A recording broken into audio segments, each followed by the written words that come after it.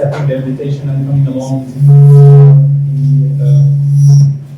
our first main event for the Meetup project funded by UK Hacks. I know some of you have made some travel arrangements from different places around the country. Personally, I came from the UK, so thank you very much for making this effort and coming along for this workshop.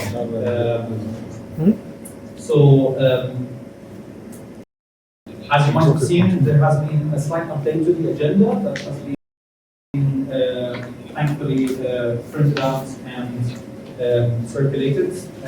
Not major changes, but some minor changes to some of the speakers on the presentations. So just to keep up to date with the latest agenda, please. We will make a start to this event today by a presentation that I'm going to give for the first half an hour, and then we will proceed with the agenda after that. So we have quite a busy agenda today. As you see, we'll conclude probably by the end of the day around 5:30 p.m. So we are hopeful that we will be hearing about some of the great work that everyone is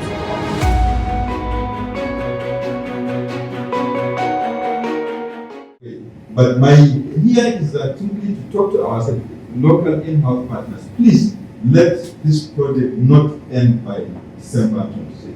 It must have a life of its own. By the sustainability plan, we bring the facilities that are within the labs. Those are part of the mission. But specifically, we have identified a building, which is a laboratory for this project, offices. This is specifically for this needs of producing the hub, the training hub. Also, within the university, all the distributed resources, which is lab equipment that is within engineering, physics, or any of the centers have been identified and good for this. So essentially, the answer is that no, there is no provision for funding to build a facility for but rather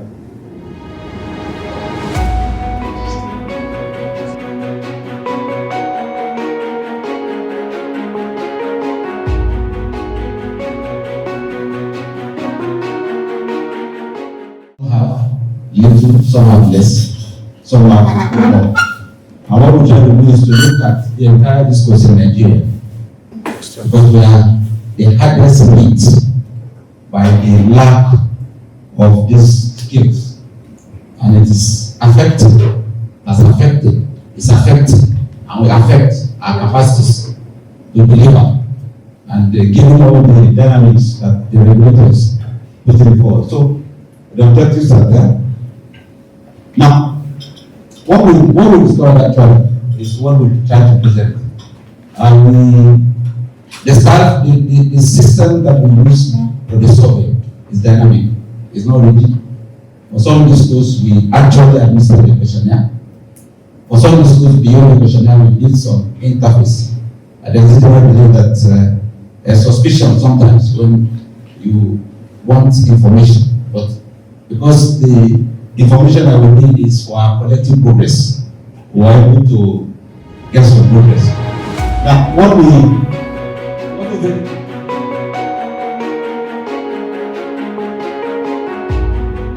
Some of the direction of our team. You know, Ahmed had just asked me because for the past 5 years, we were involved in a very detailed research on these ATC losses. The worry was that this problem has been there since we started hearing electricity in Nigeria, and government, thanks the reps are here, has been making a lot of efforts. We just didn't want to believe that the government of Nigeria for the past 20, 30 years has been trying to solve the problem and could not do that. And so we started looking at unusual places where a lot of the efforts we are not focusing. So we knew, we agreed there were losses. There was energy theft. But the question is, who is doing this thing?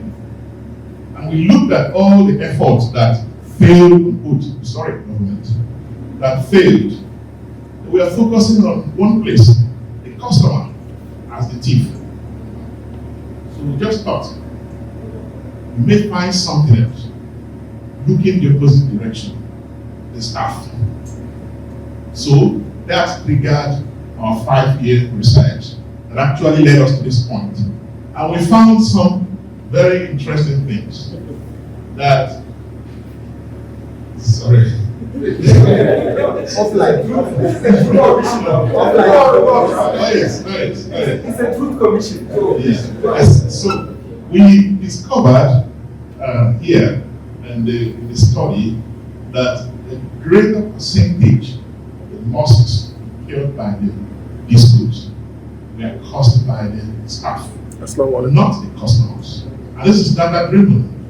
Okay? And incidentally, data that was used for that. I know. Johnson has been my friend for over 10 years. Yes. So I know okay.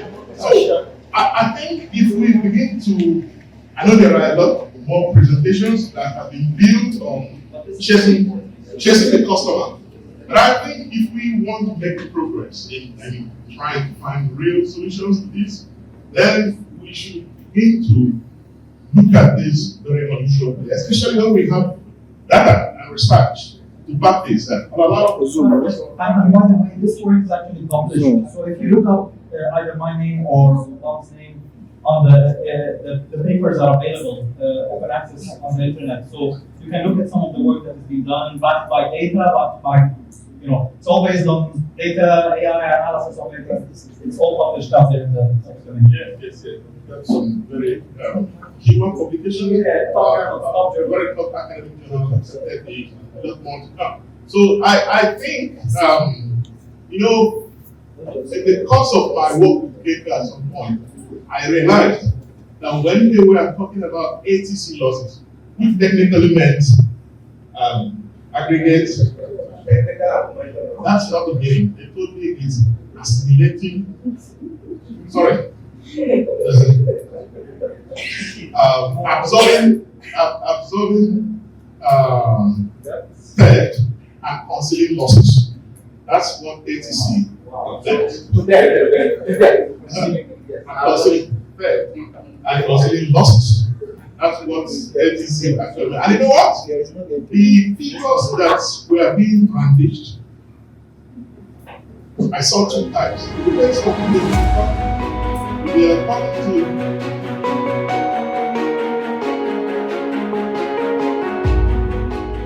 key findings on both ATC and reinforcing capacity modeling.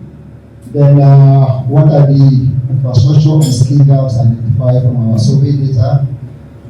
Identify challenges, recommendations, and indeed conclusion. Next slide.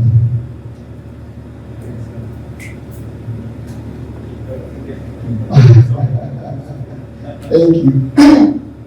Yes, it is a UK Park initiative as discussed by Abuja, and partnering with our own APU Zaria here with Glasgow University.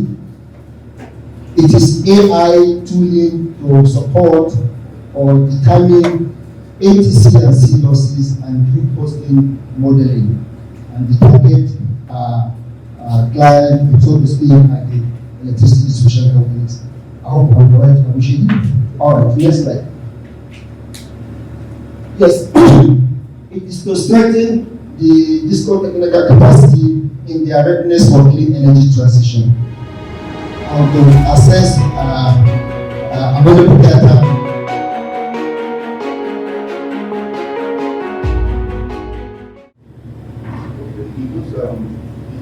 The executive survey looks at the operational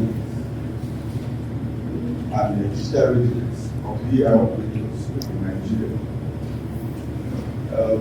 We were able to come up with a structured questionnaire that was distributed across the developers in Nigeria, across 76 schools, our results responded of almost 190 participants, and among them, 72% had indicated to have basic operating skills to deal with some issues that might arise in their expectations.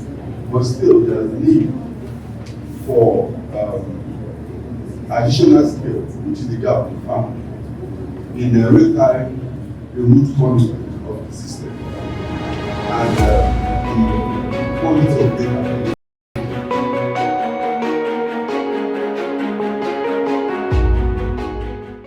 Good afternoon. It's an honor to be in your midst this afternoon. My name is Allwell, and I will be delivering a report on the Clean Energy Career Awareness and Pathways Assessment prepared by Freeway and GC leads.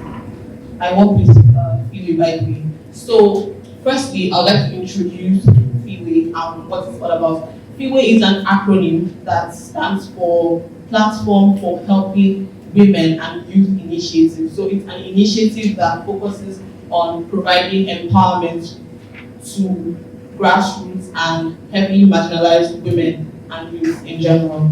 So we conducted this survey to kind of get an idea of what exactly is the position of things in the grassroots, so to say. So I'm going to start now. The transition in Nigeria's energy sector, we all know, is transitioning pretty fast into the clean energy sector, and it's creating an avenue or an opportunity for jobs, for inclusion, and overall economic development. However, these benefits require a team of individuals that are very much informed, well equipped, and given an equal playing field. So this is where this research comes in. The aim of this survey is to gather sufficient evidence that can facilitate the implementation of new strategies in Nigeria's clean energy sector.